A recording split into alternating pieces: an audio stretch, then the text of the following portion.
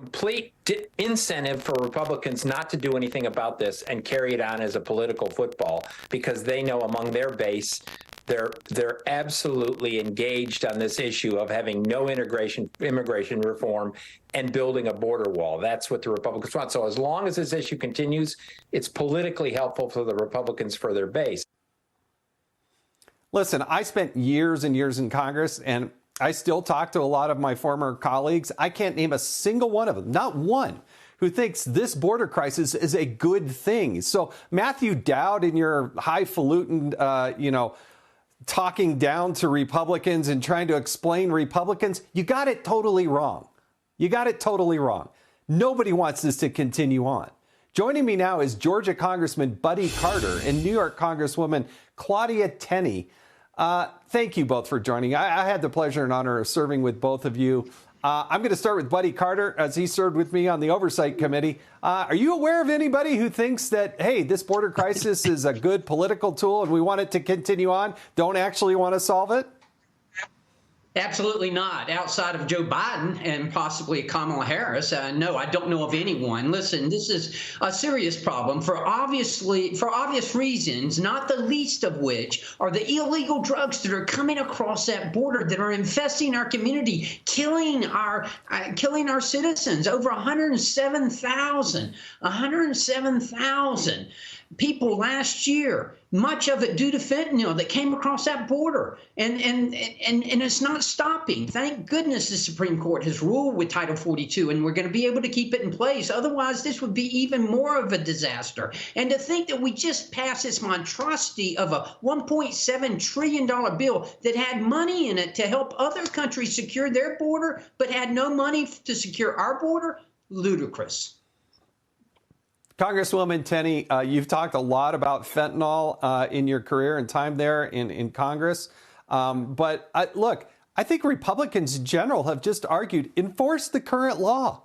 Yeah, there are things we can work on immigration, but until then, you have a duty and an obligation to enforce the current law. Well, absolutely. And I agree with my colleague, Buddy Carter. Look, this is a crisis. This is something that everyone agrees on. We have a problem. We have an open border. We had policies in place that were working that were removed by Joe Biden. And his first act of office was to prevent us from spending money to complete the wall, which slows down the inflow of illegal immigrants into the country and helps the border agents so they can manage this. Look, the humanitarian effort that I witnessed at the border by our border agents was nothing less than astounding. Their own personal interest in helping these immigrants and understanding the problem, this has been foisted on them. They have, it's overwhelming. They can't really handle this. But again, we have, as Buddy noted, there's human traffickers, drug trafficking.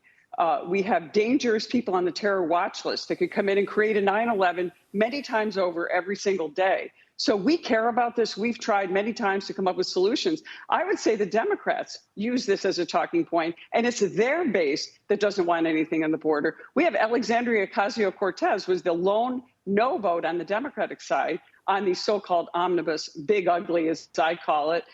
And she voted against it because we actually had the audacity to put some money into just a nominal amount into helping the border crisis. But remember, only for nominal use, not to rebuild the wall, not to create more agents, which is why I say let's take that money that we were going to use for the 87,000 new bureaucrats in the IRS and put that into the border. That would have been a ton of money. And just think those 87,000 IRS agents would have made the IRS the size of the U.S. Marine Corps.